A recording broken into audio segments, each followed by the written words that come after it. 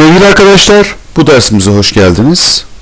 Arkadaşlar, bu dersimizde Excel konusuna bir başlangıç yapacağız. Bu bağlamda ilk olarak Excel'in özellikleri üzerine durup sonrasında hücreler size kavramını öğreneceğiz. Burada bir hücreyi aktif hale getirmek, hücreleri seçmek, hücrelere veri girmek ve düzeltmek konuları üzerinde duracağız. Dersimizin son bölümünde ise bölge yani range kavramı üzerinde duracağız. Microsoft Excel gelişmiş bir hesap tablosudur. Barındırdığı işlevler sayesinde dosyaya girilen veriler formüller tarafından hesaplanabilir, bulunan sonuçlar verilerle birlikte tablo halinde gösterilebilirler. Veri girişi, hesaplama ve tablo gösterimi bakımından pek çok özelliklere sahip olup işlemlerde ve tablo oluşturmada otomatikleştirme sağlayan çeşitli işlevlere sahiptir. Bu özellikleriyle Microsoft Excel, dosyaların üzerinde pek çok veri ve hesaplamaların bir arada bulunabildiği, hesaplamalarda ve veri girişinde pratik özelliklere sahip güçlü bir hesaplama aracıdır. Excel'in amacı hesaplama yapmaktır. Hesaplamalar formüller aracılığıyla yapılırlar. Bu sebeple Excel'in etkin kullanımı için formüllere çok iyi hakim olmak gerekir. Microsoft Excel'de hazırlanan dosyalara workbook yani çalışma kitabı adı verilir. Her çalışma kitabı başlangıçta 3 adet worksheet yani çalışma sayfası ile açılır. Bu sayfaların sayısı çoğaltılabilir veya azaltılabilir. Ancak her çalışma kitabında en az bir çalışma sayfası olmak zorundadır. Çalışma kitapları XLS uzantısı ile Excel'e özgü bir dosya biçiminde kaydedilirler. Ancak Office'in son sürümlerinde bu uzantı XLSX şeklinde isimlendirilmektedir. Bu nedenle çalışma kitapları diğer programlar tarafından açılamazlar. XLS uzantısından dolayı Excel uzantılı çalışma kitapları diğer programlar tarafından açılamazlar. Evet sevgili arkadaşlar, gördüğünüz üzere şu anda bir Excel çalışma kitabımız açık durumda ve şu anda 3 tane worksheet yani 3 tane çalışma sayfası ekranımızda görüntülenmekte. Bakmak istersek sayfa 1, sayfa 2, sayfa 3. Şimdi bu sayfaların sayısını arttırabiliyoruz ve azaltabiliyoruz. Örneğin ben sayfa arttırmak istiyorsam örneğin sayfa 3'e tıkladım. Sağ tıklıyorum. Ekle diyorum. Ne ekleyeceğimi soruyor. Ben buradan çalışma sayfasını seçiyorum ve tamam tuşuna basıyorum. Görüldüğü üzere sayfa 4 eklendi. Sevgili arkadaşlar, her zaman eklediğimiz sayfa seçtiğimiz sayfanın bir öncesine eklenir. Şimdi eğer istersek bu sayfa 4'ü mouse'umuzun sol tuşuyla son kısma taşıyabiliriz. Görüldüğü üzere sayfa 3'ü sayfa 4'ün yerine taşıdım ve sayfa 4 en sona geçmiş oldu. Bu şekilde istediğim kadar sayfa tabi belli sınır olmakla mümkün de sayfa ekleyebiliyoruz. Şimdi sayfa silmek istersem örneğin eklediğim sayfayı silmek istiyorum. Sayfa 4'ü seçtim veya başka sayfada seçebilirim. Sağ tıklıyorum. Eğer buradan sil dersem sayfa 4'üm silinecektir. Sevgili arkadaşlar, herhangi bir sayfanın ismini değiştirmek istiyorsak örneğin sayfa 1'in üzerine tıklıyorum. Sağ tıklıyorum. Burada yeniden adlandır var. Yani rename var. Bu yeniden adlandıra basarsam bakın koyu renkli bir hal aldı ve buradan delete'e basarsam şimdi adını örneğin Kenan koyalım. Kenan yazdım. Sadece enter'a basıyorum. Bitti. Bunun adı artık Kenan oldu. Sayfa ismini değiştirmenin ikinci yolu nedir dersek sayfa 2'nin üzerine tıklıyorum. Çift klikleme yapmıyorum. Bir daha tıklıyorum. Çift klikleme yapıyorum. Görüldüğü üzere şimdi çift klikleme yaptım. Eğer bir kere kliklersem seçerim, 2 kere kliklersem bunu koyu renkli bir hal aldı. Şu anda delete'e basarsam, evet, imlecim yanıp sönmekte. Örneğin sayfanın ismini dünya yapalım. Dünya yaptım ve enter'a bastım. Dolayısıyla sayfamızın ismi değişmiş oldu. Evet sevgili arkadaşlar, şu anda Kenan sayfasındayım. Veri girişinden biraz sonra bahsedeceğiz ama şimdilik buradaki A1 hücresine bir veri giriyorum. Örneğin güneş yazalım. Güneş yazdım. Seçip güneş yazdım. Enter'a bastım. Artık A1 hücresindeki veri güneş metin ifadesi. Şimdi buradaki Kenan sayfasına sağ tıklıyorum. Burada Kenan sayfasına sağ tıklarsak taşı veya kopyala var. Taşı veya kopyalaya basıyorum. Seçili sayfaların taşınacağı yer diyor. Kitap 1 diyor. Kitap 1 dediği şu anda benim açık olan belgem. Ve nereye taşısın? Örneğin sona taşı diyorum. Kopya oluştur şu anda seçili değil. Eğer seçili olursa kopyalama yapar. Ben bunu seçmediğim için taşıma yapacak. Evet, Kenan sayfasını en sona taşıması bekleniyor. Tamam tuşuna bastım. Görüldüğü üzere Kenan sayfası taşınmış oldu. Biraz önce de bahsettiğimiz gibi taşımanın ikinci bir yolu sol tuşla bunu hareket ettirmek. Evet, ortaya aldım. Şimdi en başa aldım. Bu şekilde. Evet sevgili arkadaşlar, eğer Kenan sayfasını ben herhangi bir yere kopyalamak istiyorsam sağ tıklarım. Buradan taşı veya kopyalamaya basarım ve buradan kopya oluştura tıkladım. Örneğin sayfanın sonuna kopyasını oluştursun diyorum. Tamam'a basıyorum. Gördüğünüz üzere Kenan 2 oldu. Kenan sayfasının bir kopyası en son kısma oluşturulmuş oldu. Sevgili arkadaşlar, mesela dünya sayfasını seçeyim. Sağ tıkladım. Taşı veya kopyala dedim. Şimdi sayfayı taşımak ve kopyalamak buradan oka basaraktan başka sayfalarda yapılabilir. Fakat başka bir Excel belgesine taşıma veya kopyalama yapmak için en önemli şart o diğer Excel belgesinin de mutlaka aktif olarak açık olması gerekir. Eğer aktif olarak açık olursa burada onun ismi gözükür. Ama burada yeni kitap diyor. Biz örnek olarak yeni kitap diyelim. Kopya oluştur diyelim. Dünya sayfasının yeni bir kitaba kopyası oluşturulacak. Tamam'a basıyorum. Evet, görüldüğü üzere kopyası oluşturuldu. Şu anda görev çubuğuma bakarsam kitap 1 var. Evet, 2 tane Excel belgesi gözüküyor. 2 tane Excel belgesi gözüküyor. Birincisi var olan şu andaki belgemiz, ikincisi olarak kopyası yaratıldı. Onun kaydederken ismini değiştirebiliriz. Hatta yeni oluşmuş belgemizde tek bir sayfa gözüküyor. Göründüğü üzere sadece dünya sayfası var. Diğer var olan belgemize baktığımız zaman ise onda Kenan, Dünya, sayfa 3 ve Kenan 2 olarak 4 sayfa görünmekte. Sevgili arkadaşlar, bu sayfaları silip azaltabiliyoruz demiştik ama minimum bir sayfa olmak zorunda. Sevgili arkadaşlar, her sayfa hücrelerden oluşmaktadır. Yan yana hücreler satırları, yani row dediğimiz İngilizce olarak satırları oluşturur.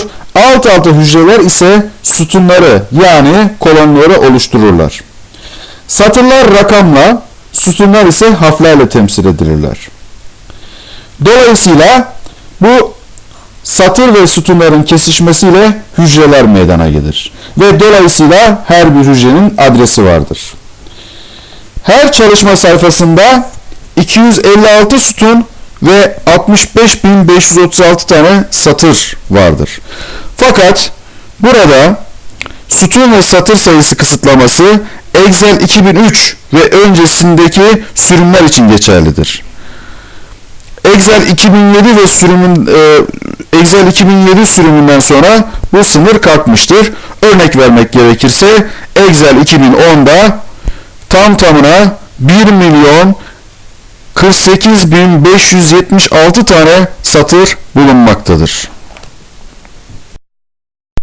Evet sevgili arkadaşlar, şimdi hücreler konusundan bahsedelim. Burada bir hücreyi aktif hale getirmek, hücreleri seçmek, hücrelere veri girmek ve düzeltmek konularında bilgi sahibi olalım.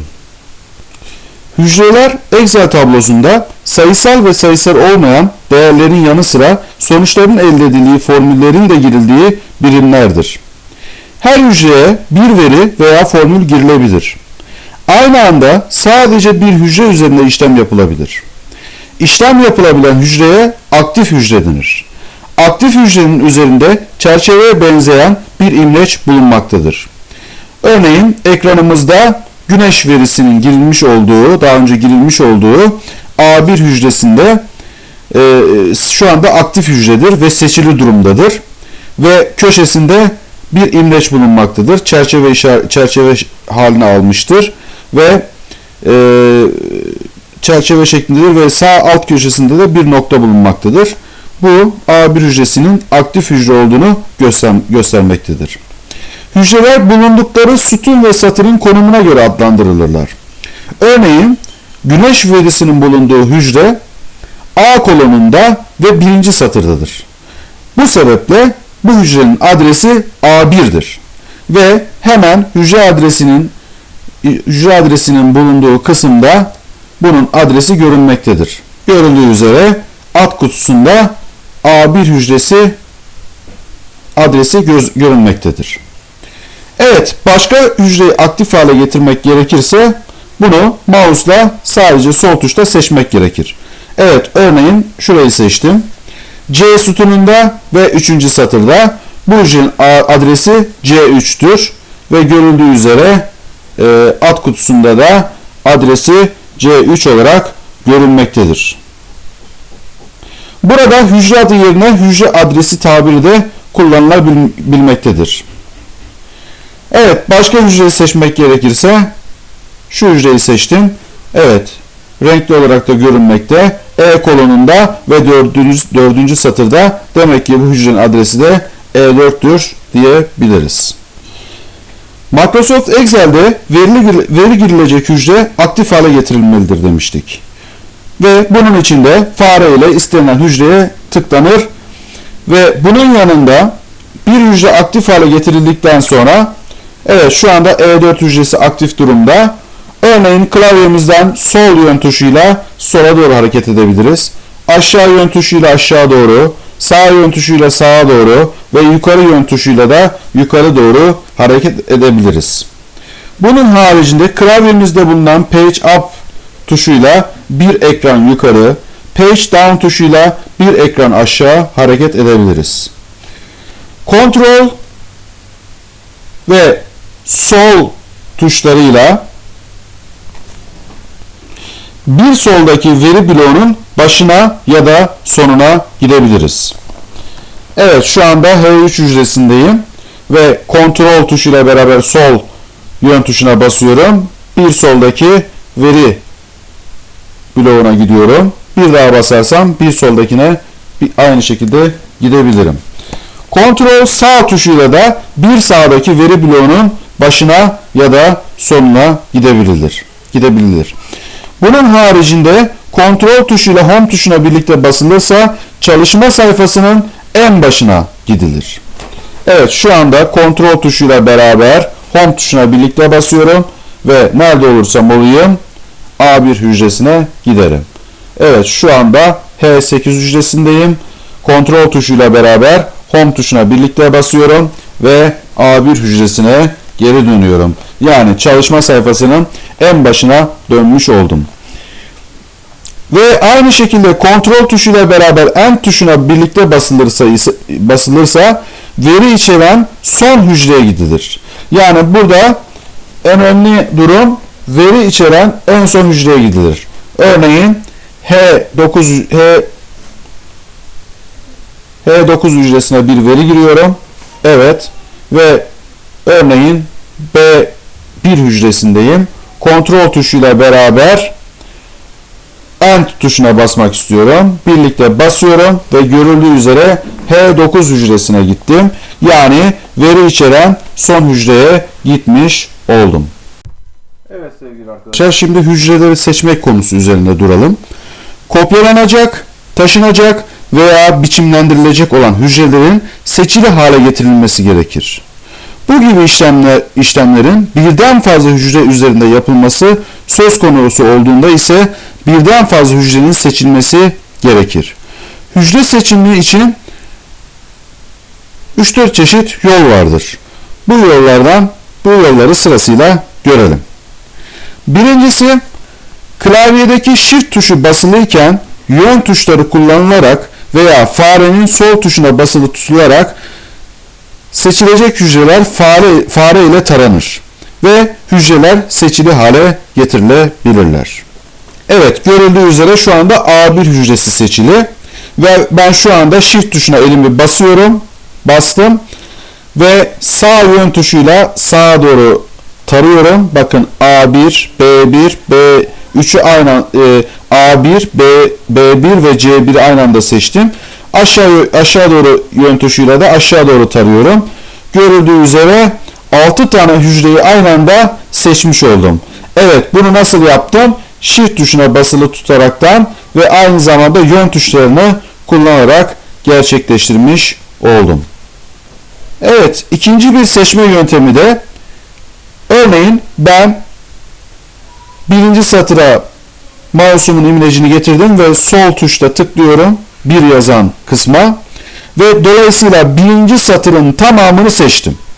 Eğer istersem mouse'un sol tuşuna elim basılıyken aşağı doğru mouse'la hareket edersem, bakın ikinci satırı da seçtim, üçüncü satırı da seçtim. Bu şekilde devam ederekten tüm satırları seçili hale getirebilirim. Şimdi de kolon seçimi yardımıyla birden fazla hücreyi seçmek nasıl oluyor? Onun üzerine duralım. Örneğin B kolonu yazan yere geldim, mouse'umu getirdim ve sol tuşa tıkladım. Görüldüğü üzere B'ye tıkladığım zaman B kolonundaki hücrelerin tamamı seçilmiş oldu. Evet, mouse'umun sol tuşu basılıyken sağa doğru gidersem bakın B ve C sütununu aynı anda seçmiş oldum. Evet, sağa doğru gidiyorum. Bakın B, C, D kolonunu aynı anda seçmiş oldum. Dördüncü olarak da en çok kullanılan birden fazla hücre seçme yöntemi. Evet, mesela B2 hücresine seçtim ve sol tuşa elim basılıyken mouse'umu hareket ettiriyorum. İstediğim kadar seçim yapabilirim. Evet, şöyle bir bölgeyi seçtim ben. Bakın ve şu anda bir çerçeve içine alındı. Birden fazla hücreyi bu şekilde mouse'umun sol tuşu yardımıyla seçmiş oldum.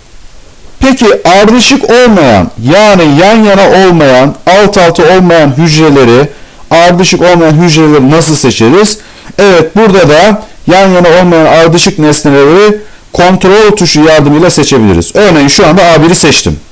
Seçtikten sonra elimi kontrol tuşuna basıyorum. Çekmeden ardışık olmayan diğer istediğim verilere, hücrelere tıklıyorum. Evet, B3'e tıkladım. C2'ye tıkladım. D5'e tıkladım. E1'e tıkladım. E4'e tıkladım. Görüldüğü gibi A1, B3, C2, D5, E4 hücreleri ardışık değildir. Fakat hepsini aynı anda kontrol tuşu yardımıyla seçili hale getirmiş oldum. Evet sevgili arkadaşlar. Şimdi hücrelere veri girmek ve düzeltmek konusu üzerine duralım. Sevgili arkadaşlar, eğer herhangi bir hücreye veri girmek istiyorsanız daha önce de söylediğimiz gibi mutlaka o hücreyi aktif hale getirmemiz gerekir. Evet. Mesela A1 hücresini aktif hale getiriyorum ve buraya bir veri veya formül yazmak isteyebilirim. Evet, bir veri Kenan yazıyorum. Bakın Kenan yazdım. Dikkat edilmesi gereken öncelikli nokta burada, şimdi söylemek gerekirse A1 hücresine veriyi girdim ama daha işlemi bitirmedim. Aynı zamanda bakın burada fx yazıyor ki burasının adı formül çubuğudur. Fx yazan yere de benim yazdığım metin buraya eklenmiş oldu. Yani formülle yazsak, metinde yazsak, sayısal, alfa sayısal ne yazarsak, nasıl bir veri girersek girelim, bu o hücreye yazdığımız ifade formül çubuğunda da görünecektir. Şimdi bu işlemi tersten yapmak istersek, evet, A1 hücresi seçili durumda ve fx formül çubuğuna geldim ve buraya Kenan yazıyorum. Görüldüğü üzere işlemi tersten yaptığım halde seçili olan aktif hücreye A1 hücresine Kenan verisi eklenmiş oldu. Evet arkadaşlar, A1 hücresine bir veri girmiştik. Fakat burada işlemimiz daha bitmedi. Kenan verisini girdik ve hücrenin içinde imlecimiz hala yanıp sönmekte. Peki bu veri girişini tamamlamak için ne yapmamız lazım? Birinci olaraktan Enter tuşuna basabiliriz. Evet, Enter tuşuna basıyorum. Görüldüğü üzere veri girişim tamamlandı. Evet, hücreye veri girişini tamamlamanın ikinci bir yolu ise gayet basit. İşlemimiz bittikten sonra herhangi bir hücreye mouse'umuzun sol tuşuyla tıklayabiliriz. Evet, veri girişimiz tamamlanmış durumda. Peki bu hücrede değişiklik yapmak istediğimiz zaman neler yapabiliriz? Evet, örneğin A1 hücresindeki veriyi değiştirmek istiyorsak öncelikli olarak A1 hücresini mutlaka ve mutlaka seçmemiz lazım. Evet, A1 hücresini seçili hale getirdik. Şimdi burada birinci yol ne yapabilirim? Çok basit. Evet, hücrenin içine iki kere klikliyorum, çift klikliyorum. Dolayısıyla çift klikledikten sonra benim burada imlecim yanıp sönmekte. Normal Word'de yazı yazıyormuş gibi Backspace tuşuyla geriye doğru silebilirim. Seçip delete yapabilirim. Her şeyi yapabilirim. Evet, Backspace tuşuyla sildim. Şimdi mesela bunun içine dünya yazıyorum. Evet. Enter'a basarsam veya başka bir hücreye tıklarsam bunu veri girişini tamamlamış olurum. Evet. Şimdi tekrar bu hücreyi seçiyorum. Buradaki veri değiştirmenin ikinci yolu ise seçtikten sonra klavyeden F2. Evet, klavyeden F2 tuşuna bastığımız zaman yine imlecimiz yanıp sönmekte. Buradaki veriyi istediğimiz gibi değiştirebiliriz. Evet, örneğin güneş yazdım. Enter'a bastım, veri girişini tamamladım. Dolayısıyla da F2 tuşuyla da hücreyi seçtikten sonra F2 tuşuyla da veride değişiklik yapabiliyoruz. Arkadaşlar, örneğin A1 verisini seçtim. A1 verisinin tamamını seçtim. Delete tuşuna basarsam ve A1 hücresindeki verinin tamamını silmiş olurum. Sevgili arkadaşlar, örneğin A1 hücresinde değişiklik yapıyoruz. Dünya yazdık. Fakat değişikliği tamamlamış durumda değilim. Eğer Enter tuşuna basarsam veya başka bir hücreye tıklarsam değişikliği tamamlamış olurum. Eğer yaptığım işlemi geri almak istiyorsam başka bir hücreye tıklamadan önce eğer klavyeden ESC tuşuna basarsam yaptığım işlemlerin tümünü geri alırım. Evet, ESC'ye basıyorum. Dolayısıyla Kenan geri gelmiş durumda. Veya içine tıkladım. Bir şeyler ekledim daha. Evet. Hücremizin sınırlarını aştı. Fakat bu verinin tamamı A1'dedir. Bakın B1'de bir şey yok. A2'de bir şey yok.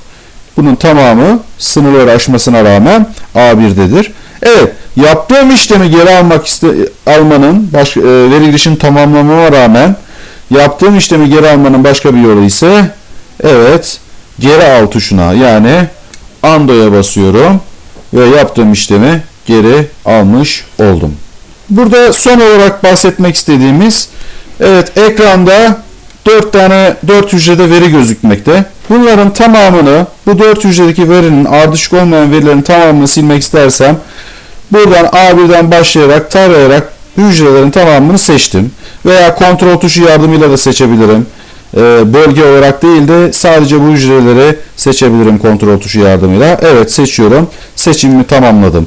Tamamladıktan sonra eğer klavyemden delete tuşuna basarsam bunların tamamını silmiş olurum. Evet, görüldüğü üzere hepsi silinmiş oldu.